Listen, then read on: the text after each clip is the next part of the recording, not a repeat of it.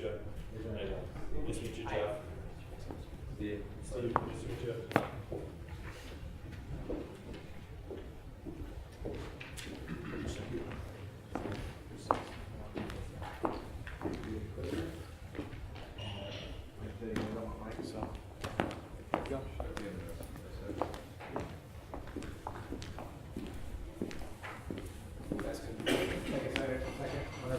You good?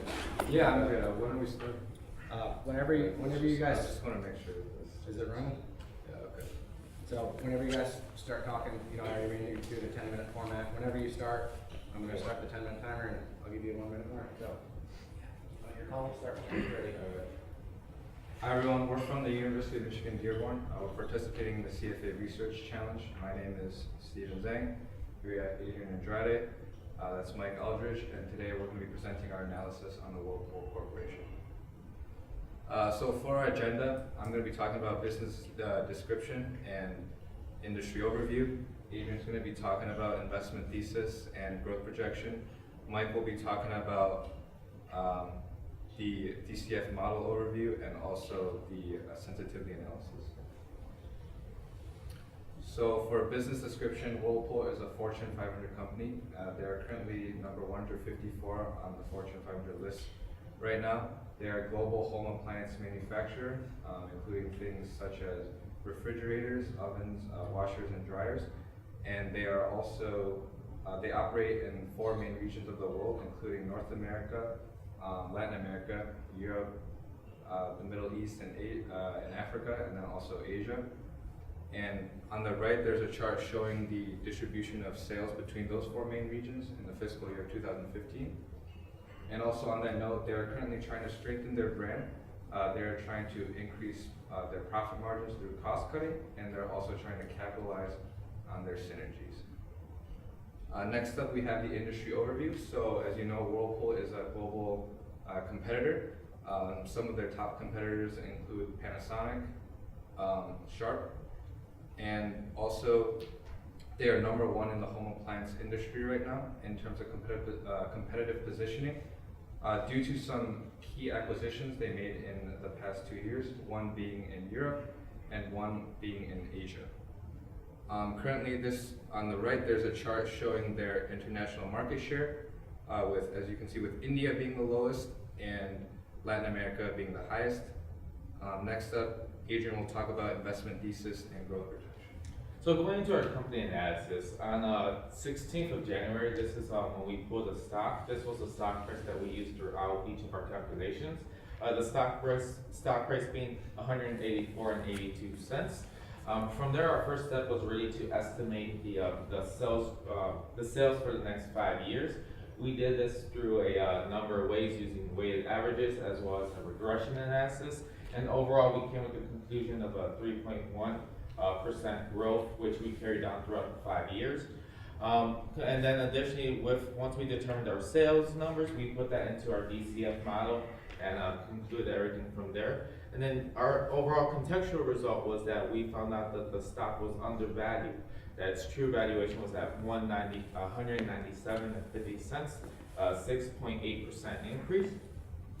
Further in our calculations, we determined the weighted average cost of capital was running at around 7.1%, and the unleveraged beta was at 0.72. So relatively, Whirlpool is a more safer and I guess well-fitted company. So overall, our recommendation would be to buy the stock of Whirlpool. Then going into our growth projections, we've had the portfolio weights for each of the sectors for the North American region. So from there, we were able to determine the estimated growth rate for each of the sectors, and then we also used the portfolio weights with each one individually to really determine the sales growth for North America.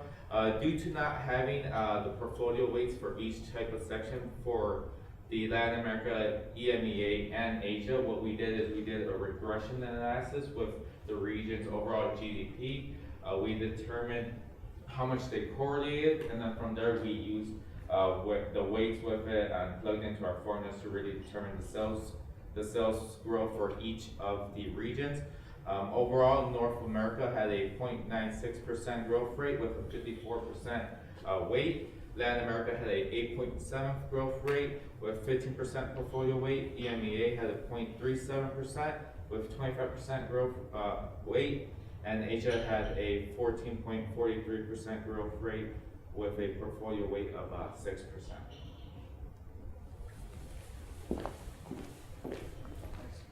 So now I'll walk you through more of the analysis. We just use a simple free cash flow model. And the first thing we do is plug in the sales growth from the previous slide, which is 3.1%. We project that out for 5 years. EBITDA margins, we kept at the average of the last 5 years. So we did the same for depreciation and amortization and for the net working capital, the total current assets and total current liabilities. The only thing I did differently for total current assets is since there's a large jump from the 2015 to 35.1% to the average, which is 37.1%, I went ahead and smoothed out the numbers so it would transition 1% at a time, so it wouldn't take a big hit into the free cash flow that first year. From there, I'm going to look more into the inputs. Taxes, based on management's guidance, they gave us between 22 to 25%, so we just took the middle of the road there at 23.5%. Multiplied that by EBIT to get our taxes. CapEx was just the average of the last 5 years, nothing complex there. And then the increase, decrease, and that change in net working capital we got from the previous slide. So we plugged that in for unleveraged free cash flow, and we get EBITDA minus CapEx minus taxes plus a change in net working capital. And on the bottom there, you can see our the present value of the cash flows from those 5 years. Moving on to how we calculated our beta, we went and took 3 comparable companies from the industry, Electrolux, LG Electronics, and Panasonic. We took their 52-week betas from FactSet, and we took their debt and equity numbers and then unlevered those betas to get their individual unlevered betas. And we took the mean of that to get Whirlpool's unlevered beta. We also took the average of those debt equity numbers to get the target capital structure for Whirlpool, and then we relevered the betas. Relevered Whirlpool's beta and got 1.04 for the relevered beta. Another thing to note is our long-term growth rate. We used the global forecasted long-term growth rate for the GDP. We took 3 sources, OECD, the Economist, and PwC, and we came up with 2.6%, just simple averaging of those 3. Going on to the WACC, we already have the total our target capital structure from the previous slide, and we already have the levered beta. But the risk-free rate was just, when we looked at it, it was just a yield on the 10-year Treasury bond, and for the market risk premium, that's just a historic S&P risk premium over the 10-year Treasury bond. For the size premium, that's the beta adjusted Iboxson size premium that we brought in, and then that all calculates into the cost of equity of 9.8%, and then cost of debt. We took a similar duration bond that Whirlpool had outstanding to the 10-year Treasury bond, and the yield on that was 3.09%, and then we brought in our 23.5% for the taxes and got our after-tax cost of debt of 2.4% and our annual WACC of 7.1%.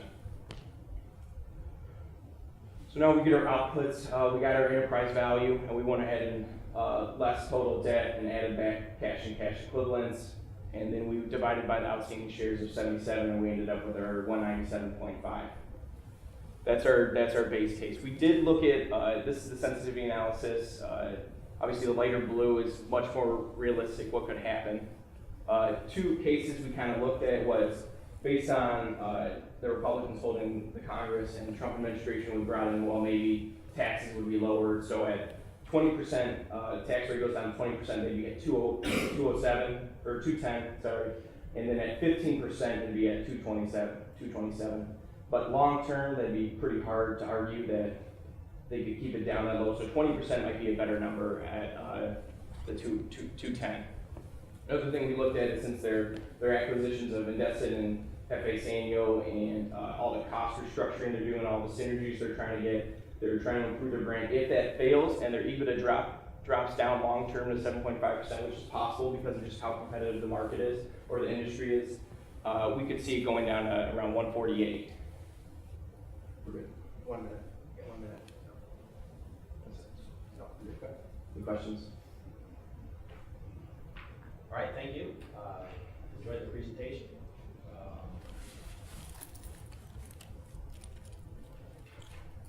Just to talk a little bit about how Whirlpool is addressing the competitive landscape. You mentioned you've got kind of a 3% growth rate that you can forecast for sales growth. They're getting some operating leverage on the earnings, but what levers does Whirlpool have to pull in each of their regions for just improving their revenue, improving their market share? They should be getting some synergies based on cost restructuring through the Indecent acquisition, and based on cost restructuring when you're retiring, when people are taking like early pensions and stuff, the returns on that are pretty good. And then Hefe Sanyo has a pretty good. The reason they bought them is one, just to get more penetration into China, get more into the rural areas, but also because their distribution operations is pretty strong. And then I would say just in general, their brand recognition, and they're trying to build on their brands, and they have a couple brands in each market, so no one gets confused. There's not 11 brands out there, and they're trying to place them in each of those markets, kind of like high tier, middle, low, and kind of separate them so it's not confusing. And then, yeah, I think that's all I would say for that. So kind of related to that question, I want to point out something I really liked in the presentation and then ask you some more questions about it. Okay. But if you go back to slide 6, that was kind of your growth. That's how you divide the growth here. There we go. It is one more. Okay, so I really liked how you put it by region and the factors in the North America. So new home sales, replacement cycle, and everything else. I just questioning so how did you come up with the number that you put in for the growth rate, and then decide how much of a weighting that really? I mean, I'm looking at the replacement cycle, which is half of your North American valuation there. When we visited the Whirlpool headquarters, I think it was their tech center, management gave some recommendations. So that's how they forecasted North America. I'm not sure, we couldn't get any numbers out of them for other regions, so that's why we went kind of more in depth there. But that's what they gave. That's what the portfolio weights, and basically they separated as 15% new home sales, 50% replacement cycle, upgrades, existing home sales. And so we took for each of those growth rates. So new home sales, we could calculate out where trading economies had some numbers based on where new home sales would be in 5 years, and we just took where is it at now, where is it going to be, take that on a yearly, and that's the same for the upgrade or for the existing home sales. So the new home sales, existing home sales, trading economies, just like where they're going to be and where they won't be.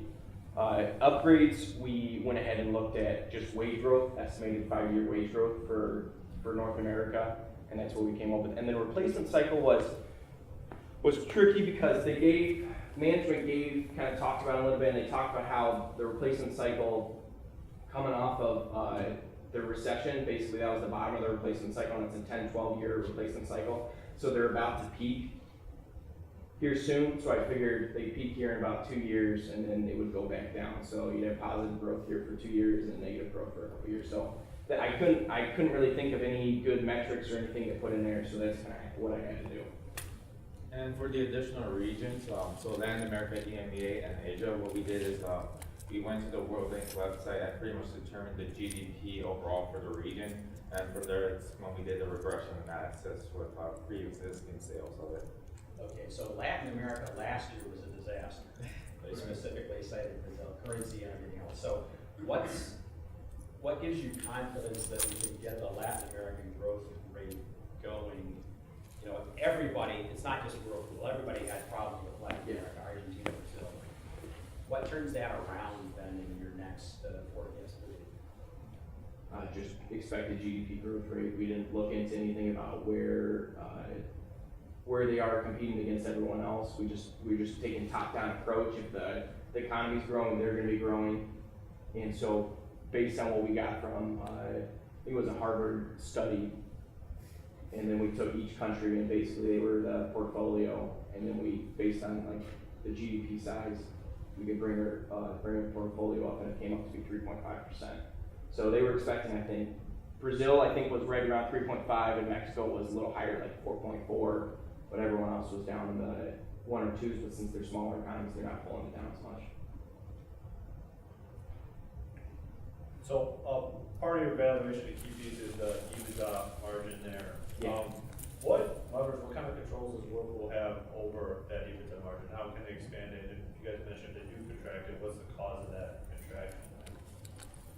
I would say the reason it might contract is based on just the tenure of management. I know the CEO's been there for a while, but they do have some younger members on management that haven't been in that position for long, so maybe mismanagement, they did the wrong valuations on the Indesit and FA-Sanyo, so maybe there's just some issues with that, or they're over projecting how good the cost restructuring will work out or anything like that. For expanding, they are working on their brand and pushing those brands, and obviously brands can usually drive profitability unless you're like Kmart, but so that should work out. But long term, since it's such a competitive market, unless they can keep acquiring places, or the industry in general just becomes fewer companies, it's gonna keep staying competitive. So I don't know if it could.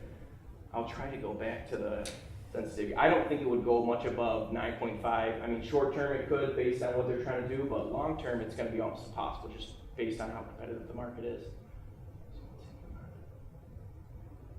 So maybe they could, if their EBITDA went up to 9.5, they could be around 250. I mean, 1 percentage point basically puts them up or down 50, but I don't know. I just don't think it's that reasonable.